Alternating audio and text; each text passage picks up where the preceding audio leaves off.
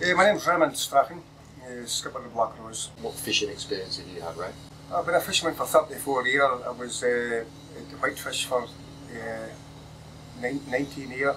I've been a scallop fisherman for the past 20 years. There was an incident that you were involved in, and could you tell us a bit more about that, please? The 12th of February 2009, when I lost one of my crew in Cardigan Bay. We'd left Milford Haven the day before. Yeah. February, it was really nice weather, unseasonable weather, flat calm, the sun was shining. The crew was in good morale, was happy, well rested, no fatigue. 6 hours sleep at Cardigan Bay, started fishing. The crew was working a sleep pattern, 6 hours on, 6 hours off, so to reduce any risks. The next day, on the afternoon of the 12th of February, it's a normal fishing operation, just holding the scallop here, and was emptying the dredges, and I was standing here on the starboard side watching the crew emptying the dredges, and I heard a shout, and I looked, and the crew was pointing aft. I went to the port side, I looked aft, and the crew member on the water, Stefan, a Romanian. I kept visual contact with him. Yeah. I put my boat in a stern and looked at him all the time. I thought, no danger. I know the danger of cold water shock. I knew our time was limited, but I didn't think I was going to lose him, because he was so close to the boat. I came astern, kept sight of him all the time, got alongside him, and I looked out the port window. I couldn't get orders. It was a blind spot here, chart table, and no wheelhouse door that would open, and no window to come down. I was shouting the crew orders what to do, even though it was well trained in did drills. The crew was just shouting his name. So I ran out the wheelhouse, went down. I said, "Throw my life buoy," and I came back up the wheelhouse, thinking, "Oh, it's fine. We'll throw my life buoy. He'll pull hold of it, and we'll pull him aboard the boat." And he'd floated away a wee bit. Yeah. So I could see him all the time, just about 20 foot away from the boat.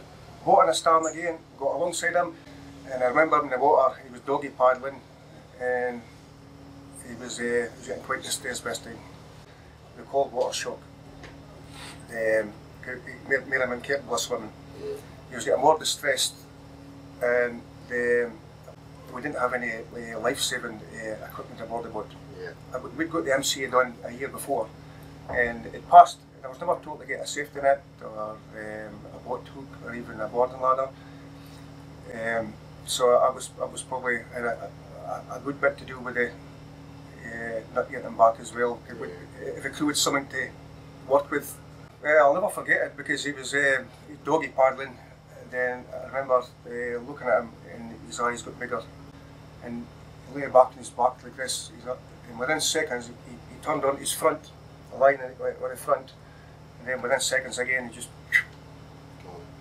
Aye. That was the hardest part. There was this actually seen him going, because I actually thought I was going to get him back. He was so close to the boat. My advice to you, being a fisherman or anybody else, a simple boat hook. Yeah. Read a boat hook there when I've got the back of his oilskin jacket and pull them alongside myself, no problem at all. Yeah. I was safety-minded. I thought it would never happen to me. Yeah. I thought it's flat. Even in the winter time, I'm too safety-minded. I'll never lose anybody. It could happen to anybody any time. I think that's a common thing, Ray. You know, I mean, me personally, when I was fishing, 25 years in the wheelhouse, you don't think it's going to happen to you. No, you don't. Drills is vital. Yeah. Drill, especially logging. I learned a mistake with the drills, because my crew did do drills. Yeah. I never had it logged. Yeah. That was a mistake I made.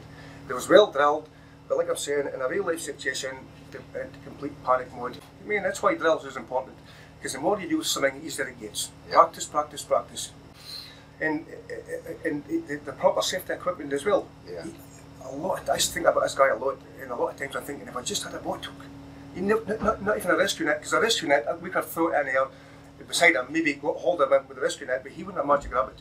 Yeah. He was incapable of doing anything with a cold water shock. Yeah. I mean, if you're not wearing a life jacket, you won't die of hypothermia, because cold water shock will affect the body, and then you will drown before hypothermia sets in. You've probably got realistically 5 to 10 minutes without a PFD before. Aye. But that's one of the best things that ever came into the industry was you had to wear a life jacket. Yeah. Because if he was wearing a life jacket, it was no problem. It was not a problem. Yeah. A massive chance of wearing a life jacket. Now all my crews wear life jackets. So if he getting back to the guy I lost, if he was wearing a life jacket and I had a boat hook, it would have never happened. Yeah. What you're telling me now if I had a boat now with a crew, I'm going to make sure they've got a life jacket on and I carry a boat hook, because if I found myself in a similar situation, then hopefully that would benefit me. And I think it's good advice, because like I'm saying, especially when there's a close to boat, well, a rescue net and a boarding ladder even, over the side, we never even had a boarding ladder. But I just keep going back to boat hook because it was so close. Extendable boat hook would have got hold of no problem at all. How did the crew react in that sort of situation when it's not a drill anymore, it's real life? How did they react? The crew went into, I think the crew went into a bit of panic mode and a little bit of shock. Yeah.